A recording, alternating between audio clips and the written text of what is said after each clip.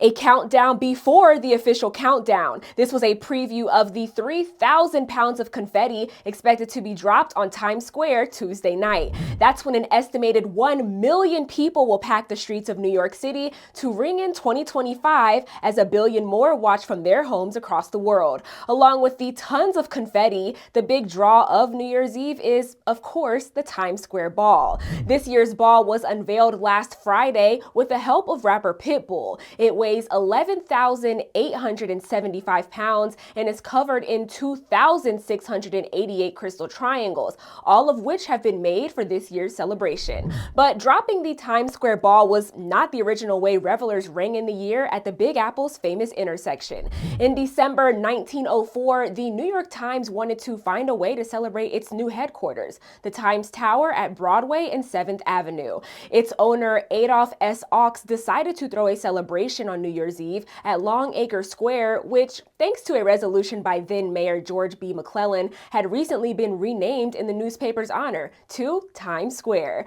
The inaugural New Year's Eve festivities did not have a ball, but fireworks and dynamite. According to the New York Times account of the event, the tower appeared to catch fire as the 200,000 spectators looked on, but it was all a part of the show, Ochs's plan to put his new headquarters front and center. The pyro display was produced that night by chemist Henry J. Payne, who had worked on the presidential inauguration of William McKinley. Fireworks would also help usher in the next two New Year's, but by New Year's Eve of 1907, fireworks were banned and a new tradition was born. The New York Times replaced explosive with a ball, a take on time balls from the 1830s that helped signal the passage of time. According to the Times Square Association, the first time ball was installed atop England's Royal Observatory at Greenwich in 1833. The ball would drop at 1 o'clock every afternoon, allowing nearby captains to precisely set their ship's navigational sea clocks.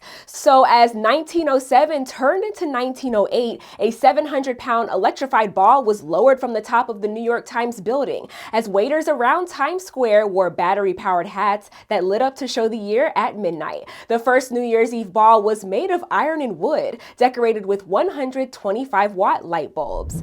The ball would see many changes over the years, 7 versions overall. In 1920, it became a 400-pound ball made of wrought iron. In 1955, that was replaced by a 155-pound aluminum ball. For a few years in the 1980s, the ball was transformed into an apple for the I Love New York marketing campaign. And for the new millennium, a new crystal ball was dropped. 2007 saw the ball add LED lights. And since ringing in 2009, it's been the 6-ton geodesic sphere with Waterford crystals. The New Year's Eve celebration at Times Square has seen a ball drop every year since ringing in 1908, except for 2 years, 1942 and 1943, due to the dim out of lights in New York City during World War II. While the ball has changed, the location has not. It's still being dropped this year from the same building, once called the New York Times headquarters, today known as One Times Square. For Straight Arrow News, I'm Kennedy Felton. For more stories, download the Straight Arrow News app today.